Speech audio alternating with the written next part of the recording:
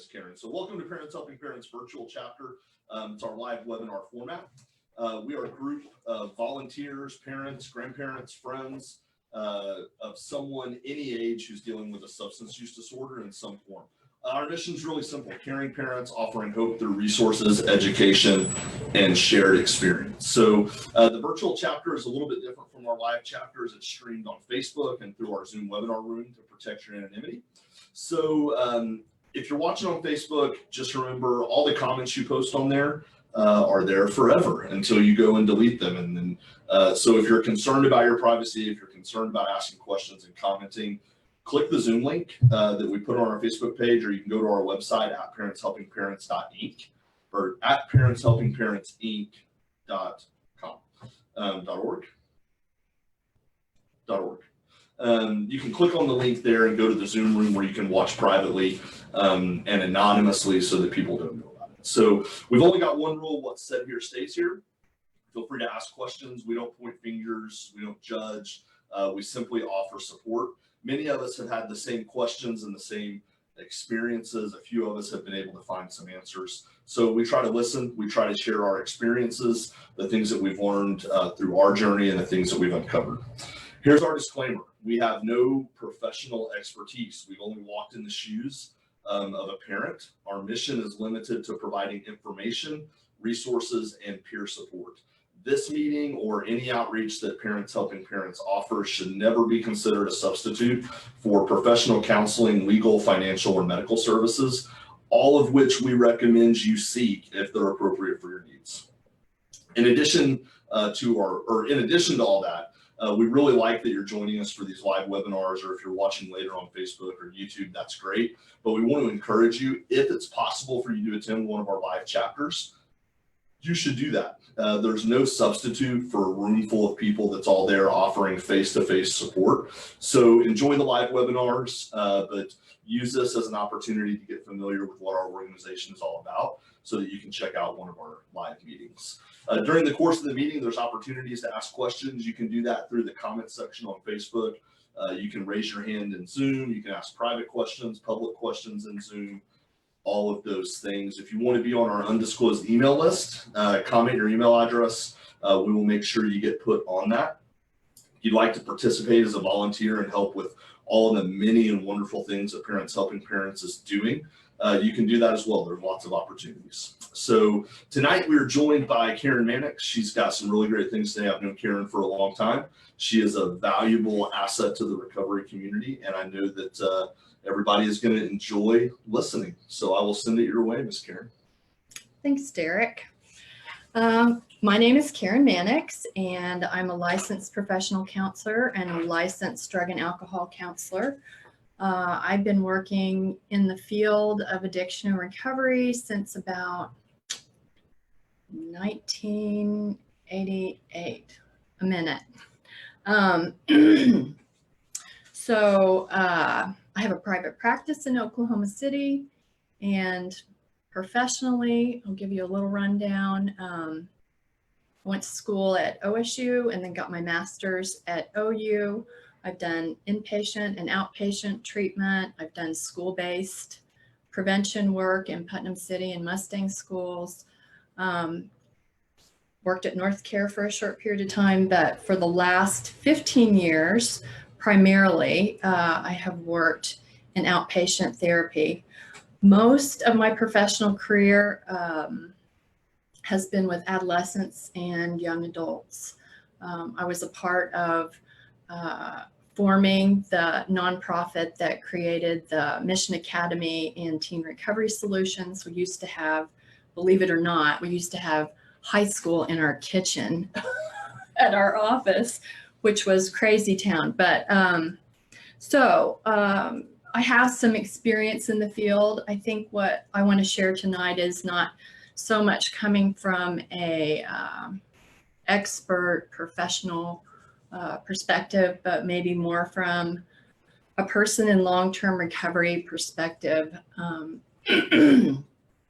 I got sober myself in 1987. I was 24 years old. I think about that now. That was crazy early to be able to identify that I had a problem with alcohol, that my life was unmanageable, but I was kind of a weird alcoholic. I mean, after seeing lots of young alcoholics and addicts, I would say that my story was somewhat unique in that I didn't get into a lot of the trouble that I saw a lot of young people get into. I graduated from Edmond High School.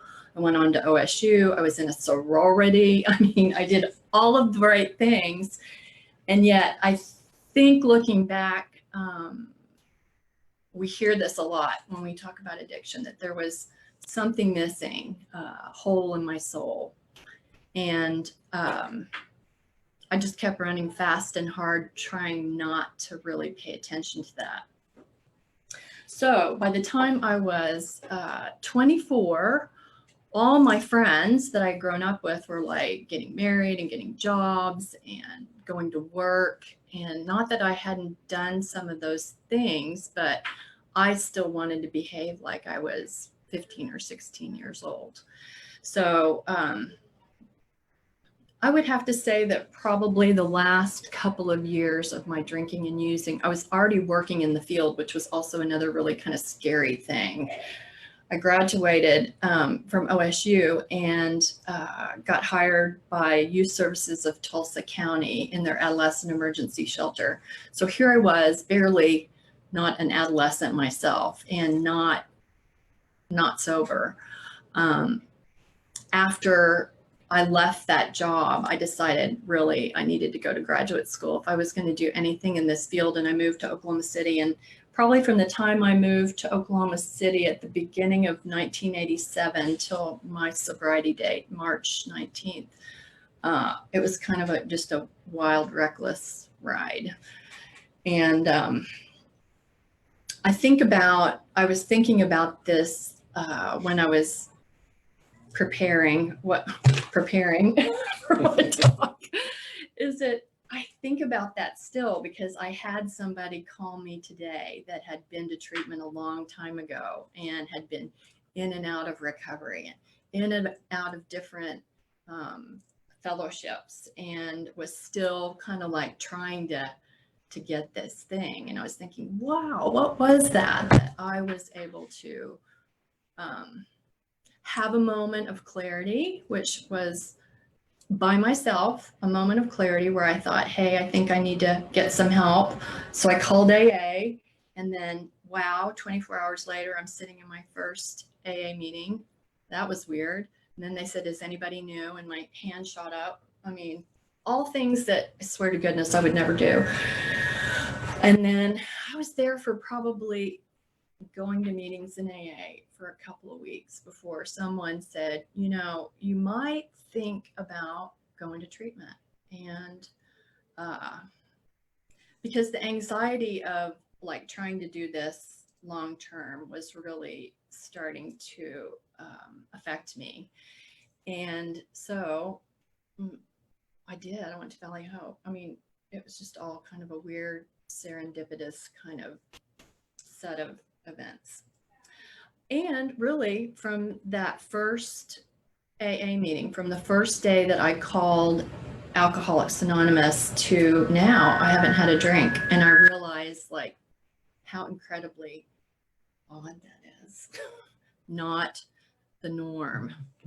I've worked with enough people to know that most people really struggle along the road to recovery. And when Derek asked me to do this talk, the first thing that came to my mind, which I always trust that first voice, was something that one of my AA sponsors told me, and that's there's more than one way to get to Denny's. And gosh, in early recovery, I didn't know that. I was such kind of a rule following alcoholic, which is bizarre. Not really. I've seen in my practice like the variety of people who are more like perfectionists, like they want to do the right thing at all costs, and that takes a toll. And so then they start self-medicating. But really, even the ones that I think look like their life is a big hot mess and everything's going wrong, at some level, I really feel like at the core of that is a desire to do the right thing, and maybe a disbelief in their own ability to do that. So for me, I was even kind of a good girl in recovery. Not to say I was always a good girl in my drinking using, but I really followed the course of treatment. You know, if there was something to do, I did it. In my first year of sobriety, I think I did 3, 4th, and 5th steps, which was nuts. You know, I just felt like the more, if I did enough, then I'd ensure my sobriety. And really, I'm still sober, so maybe that worked. But I've also been sober long enough and worked in the field long enough to know that that isn't always the case. Like, I'm not really sure why it worked for me, that I just followed all the rules and I stayed sober. I don't think it's because I was any more willing or honest or open-minded. I think I was just fortunate. And I did stay super busy. And so there wasn't a lot of time for me. I started graduate school when I was like 30 days out of treatment, which my sponsor said, okay, this is really crazy, but if you survive it, you'll have a lot to show for it. And that worked out okay for me. So, so there's more than one way to get to Denny's. And so now in my recovery, looking back, like I can see the beauty that now in this day and age, we have lots of options, lots of treatment options in recovery.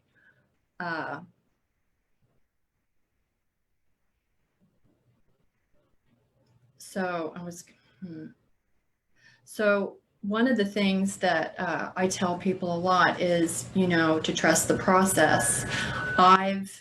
Now that I've treated adolescents and young people for many years, like I will run into young people that I treated 15 years ago, sometimes longer than that. And it's really interesting to see people who really had a crisis in their young adulthood or adolescence, and we intervened and sent them to treatment, and maybe they went to halfway house and they did AA, but for whatever reason they don't do that anymore. They're not practicing recovery anymore. But I look at them and I talk to them and I think, wow, I mean, they've kind of got it going on. They have a family, they have kids. But when you're in the middle of that, when you're in the crisis of the situation, you always think, oh my gosh, we got to do this right. We got to say the right things. We have to do the right things. We have to have all the right interventions, or, you know, there's just going to be disaster. And I understand that sense of urgency. I've experienced it as a professional. I've experienced it with my own family members, but I've also seen the other side, which is sometimes people don't end up staying in recovery. Sometimes they never get in recovery. Sometimes they end up finding some kind of peace and serenity and health in their own life beyond that. And I only say that, like, not to diss that whole process, because I'm kind of like dissing what I do for a living, but just saying that I've seen that. A number of times. And for me as a parent of addicted children myself, I think there's hope in that, you know, that maybe all of these interventions help them in a time of crisis, but even if they're not doing recovery the way I think they should be doing recovery, or the way AA says they need to do recovery, it's okay. You know, we all have to find our own path. The other thing I like to think about, one of the things that I've been doing and talking about a lot in my own recovery, I have 2 meetings a week at my office that's now called, I have to think, that just rebranded Recovery Dharma. And it used to be Refuge Recovery. And I was trained in a style of therapy called dialectical behavior therapy back in 2011, which was Zen Buddhism and cognitive behavioral therapy. And that wasn't my first experience at meditation. I actually went through 6 years of spiritual direction training a long time ago, and started practicing contemplative Christian kind of meditation and practice. And then I went and did DBT, which was also kind of about mindfulness and presence and radical acceptance. And then I was exposed to this refuge recovery thing, which was like more Buddhism. And I had a real misunderstanding about that because I always thought Buddhism and Christianity were kind of like opposite things, but Buddhism is more of a practice than a religion in that there is no higher power or deity. It's really a practice, a set of practices, a way of living with non-attachment, no pushing away of the bad, and no clinging to the positive. And there's so many really, really great correlations between Buddhism and getting sober. Like even, I think it was Dr. Bob, you can Google this article. It was published in something called The Fix, but it was like comparing AA to the Four Noble Truths and the Eightfold Path of Buddhism. And he said that it was the closest thing to the spiritual program of recovery that we find in AA, just different, but equally effective. And that was a long time ago. And there's multiple Buddhist recovery programs, actually. Refuge Recovery wasn't the first. A guy named Kevin Griffin did the 12 Steps in Buddhism, and he's really awesome. And then there's the eight steps to Buddhism, and I never can remember that lady's name, but anyway, there's several. So I was really impressed by that because all my years of working with people struggling with addiction, whether it was process addiction or substance use, a lot of people said, if they didn't really resonate with the higher power concept, or they had had negative experiences with religion or church, even though AA does such a beautiful job of reassuring people that they can come up with their own higher power or whatever. The conversation I had with this guy on the phone this morning was, he had tried AA and he just didn't feel like it resonated with him. And my old self, like 20 years ago self, 25 years ago self, would have said something really judgmental, like, well, he's just not ready. He doesn't want to do the work. And when I heard that, like, because that's the way I thought, I feel like, oh, it's so crummy. Because I don't believe that today. I believe that like there's as many paths of recovery as there are people who need it. And I really trust that in my own life right now. And I really trust it for the lives of the families and people I work with. So I've been doing refuge recovery at my office. I have 2 women's meetings a week, and we have 3 other meetings a week. Recovery Dharma. I'm having a hard time switching over. Apparently the same thing happened. I'm looking over there at Derek because right now I'm just looking at the Ring of Fire. It's the Ring of Fire. Like if you saw, you'd know what I'm saying. But apparently Smart Recovery had the same thing. A guy wrote a book. It became Rational Recovery. And then, anytime you have a leader at the top, which AA has done such a beautiful job of not doing that, keeping it peer-led.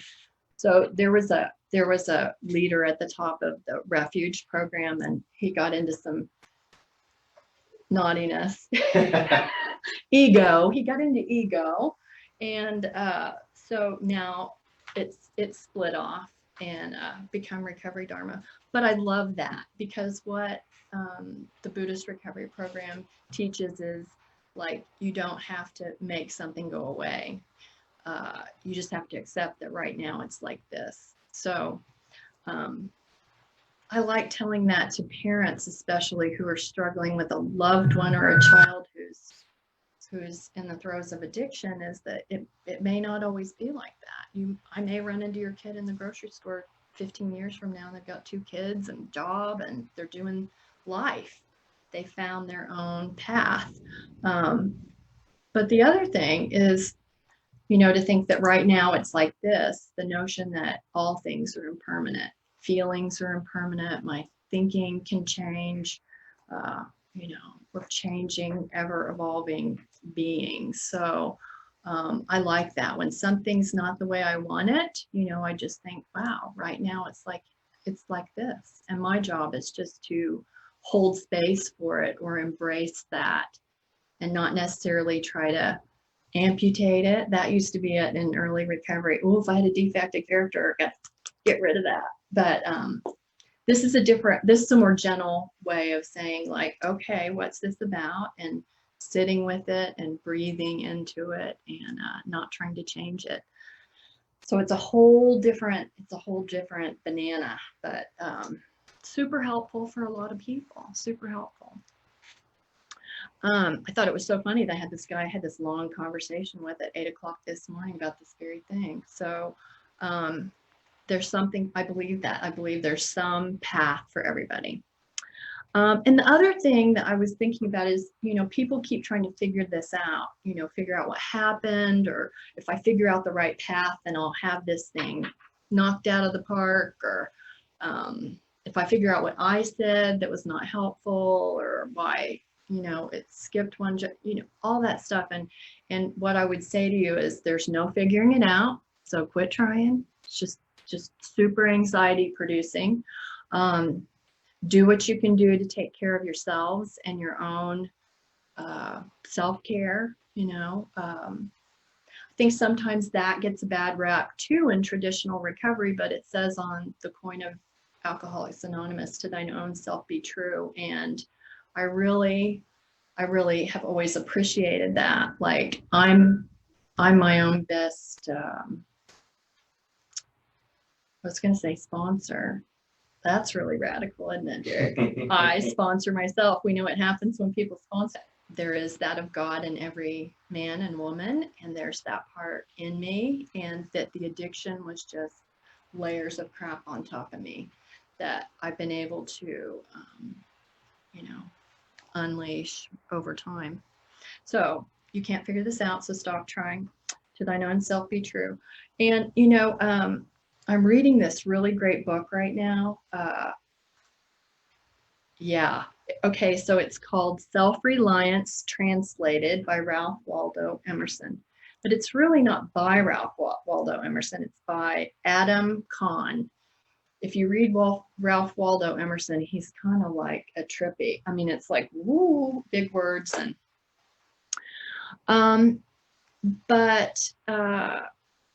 And that sounds kind of counter to what AA teaches and Al-Anon too, self-reliance. But it's a different kind of reliance. It's based on that reality that there is that source within each and every one of us that kind of has our own guidance system, our own best interest. When I talk about myself in a way that I'm sick and broken and all of that stuff, I feel like that kind of sets a path that makes my life a little bit more difficult. So that's just something that I'm really jamming on now, is self-reliance translated. And I really don't think there's anything you can argue with in there. I mean, it's just like good human philosophy. And it makes me feel good to read it. I think, yeah, I'm a badass. I can do this. And so that's been super helpful for me. How much time do I have? He's over there in case you can't. I've actually got some questions. Okay. From people and from me. Okay.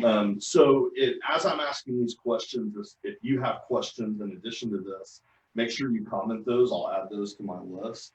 You used a phrase earlier that I want more. Use the phrase trust the process. Mm-hmm. What does that look like for people that are in the midst of crisis, for families that are in the midst of dealing with a young person who's got a substance use disorder, or any other type of attachment or addiction issue for that matter? What does that look like for them? What does that mean for them to trust the process? Yeah, that's a good question. You know, I've heard that saying so many times. I've said that saying so many times. So trust the process is, I think, a balance between like right effort and right intention, like really wanting to do the right thing and trying to do the right thing. And I'm sure most of you who have been on this journey with someone that you love and care about who's really in crisis, you know that. But there is also kind of what I was saying about not trying so hard or not thinking that there's a right answer that you're going to find and then everything's going to magically disappear. I mean, I have a mentor and coworker who used to tell parents, and we used to have like the family support group at our office years and years and years ago. And he used to say, from the time you walk through the door looking for help for the first time till the time you can kind of breathe, it's usually about 2 years. And people don't like hearing that like this is a marathon and not a sprint. And so I would say, you know, that's kind of it, is that learning how to work with those uncomfortable feelings. And there's all kinds of things like meditation and yoga and Tai Chi. And, you know, I practice something called a Kundalini yoga where you're like clearing out stuck energy. I mean, all kinds of things to regulate your own emotions and your own central nervous system while you're still taking right action. So I don't know if that answered the question. Some of what you've talked about probably for people who are really committed to or have never had any other exposure outside of traditional recovery programs. Mm-hmm. Some of what you're saying for them may scare the hell out of them. I'm aware of that. Why are people so resistant to the idea that there's lots of different ways to get healthy and get sober? Why are people so committed to, if it's not this way, it's not going to work?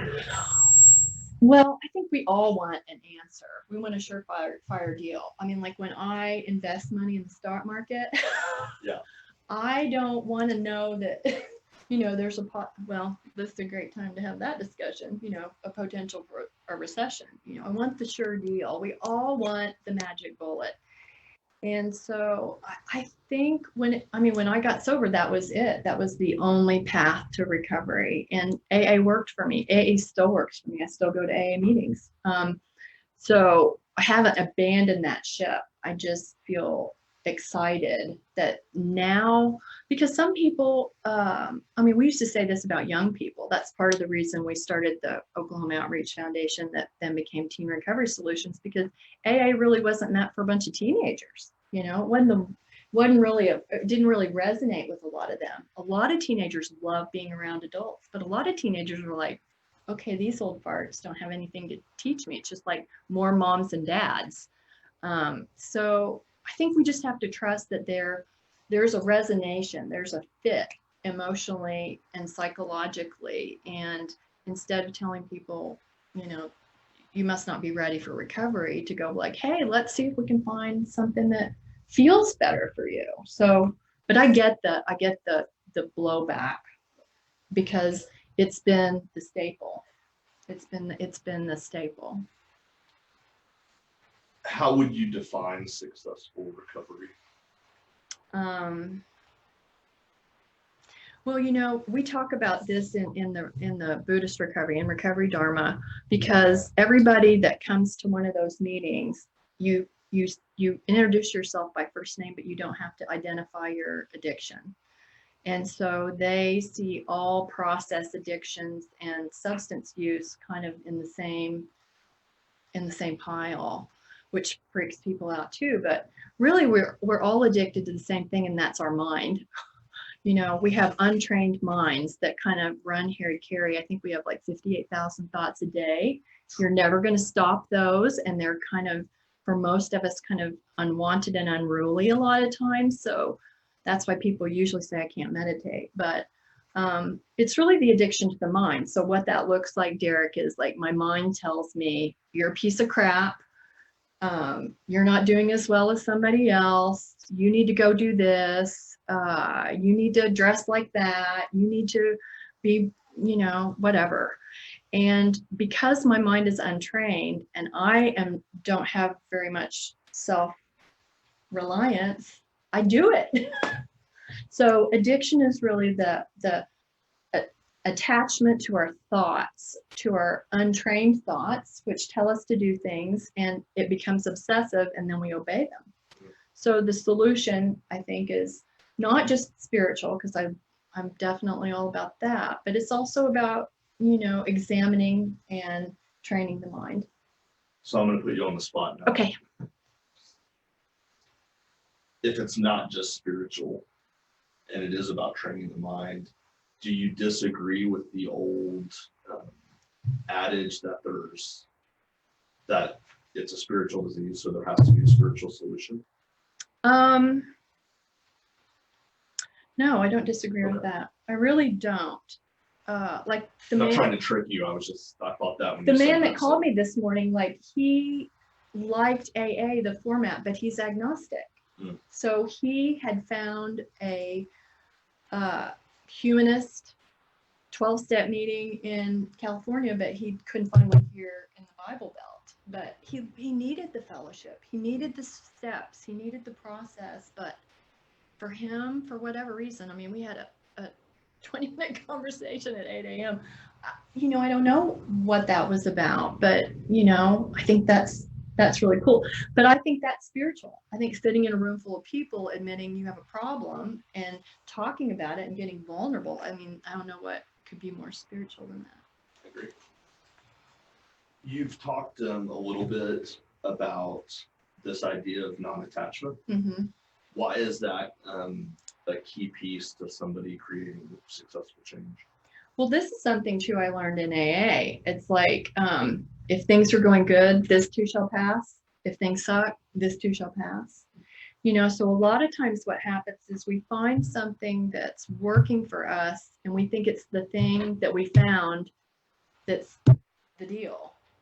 And what you and I probably both know from doing the work that we do is there's a point in time when the change goes from out here to in here, from external to internal. And that's kind of the whole point of recovery, is you keep doing these meditation, prayer, meetings, therapy, whatever you do over and over again, so that eventually the locus of control is right here inside of you and not in the thing that you're doing, not in the meetings, not in all of that. I mean, all of that's good, healthy action, but the solution becomes internalized.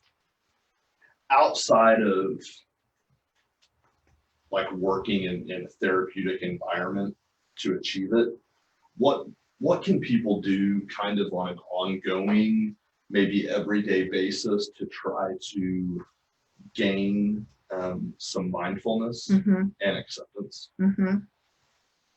I say this to like probably everybody that comes to see me now. There's somebody probably out there going, There are so many awesome apps on your phone right now that are like incredible. My favorite is the Meaning of Life Experiment. It has a video. He actually made a movie and then he sliced it into 30 little segments on YouTube, but it's a video, a 10-minute meditation, a 20-minute meditation, a journal reflection. So it's all self-directive, And so like I tell people, you can come to therapy and you can go to meetings, but this is something that you can do in the privacy of your home every day. And the film clips, the film is wonderful. It's like intro to meditation, meditation,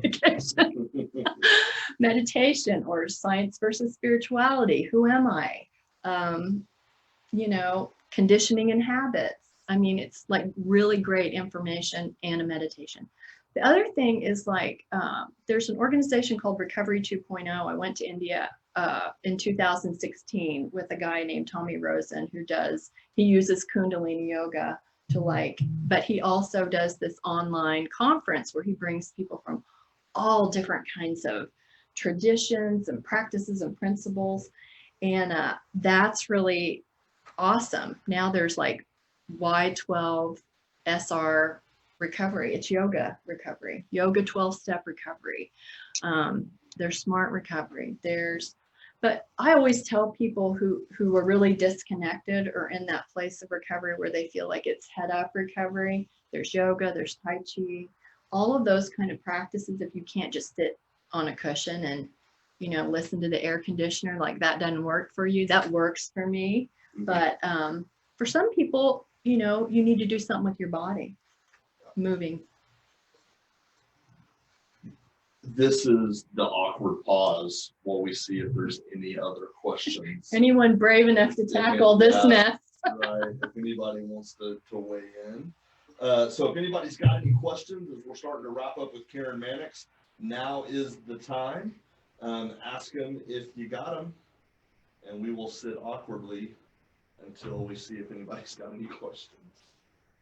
Or Derek and I will do a little guided meditation. So while we're waiting, I'm going to tell two quick stories. While we're waiting to see if anybody's got any questions. One is you were kind of a supervisor at Four Winds when we started implementing some PBT work there when I worked there. And I really hated that at the beginning.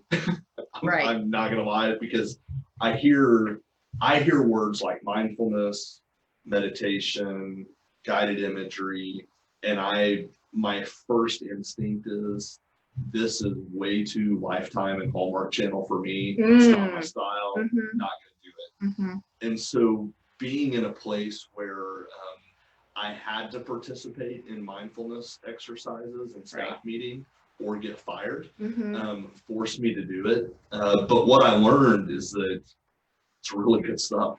Yeah. I was really, even within the first 2 or 3, I began to notice changes in my behavior, or ways that I could apply that to not only my practice, but my life.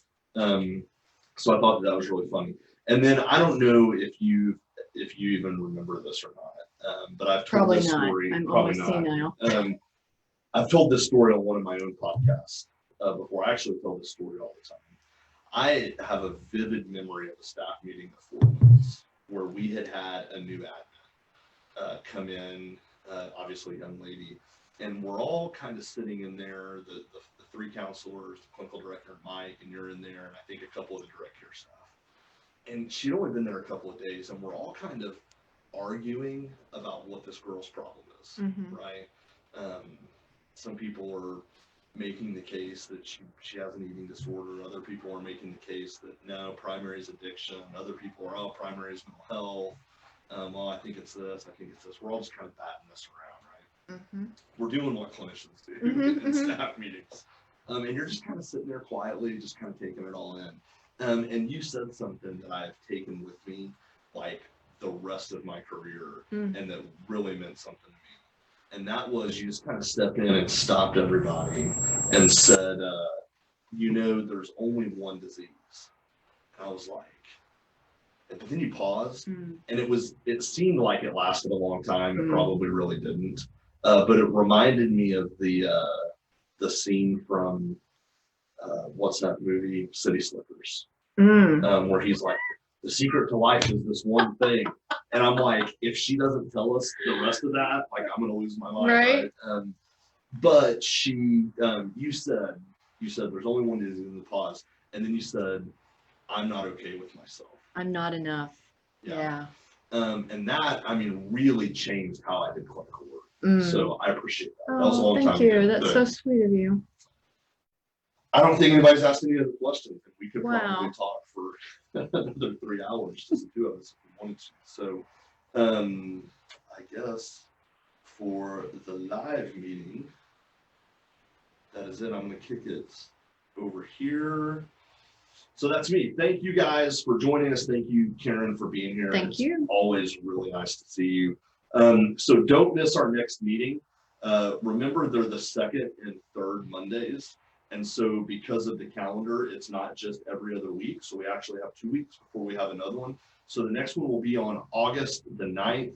Julie Branham, who is the executive director at Avenues Recovery Treatment Center here in town, will be joining us. Julie will have lots of great things to talk to you about. She's a fantastic fantastic resource. So be sure you tune in August 9th, 7 p.m. right here on Facebook or on Zoom, and share the video after the fact. So if you've got, if you heard something that meant something to you, click like, click share.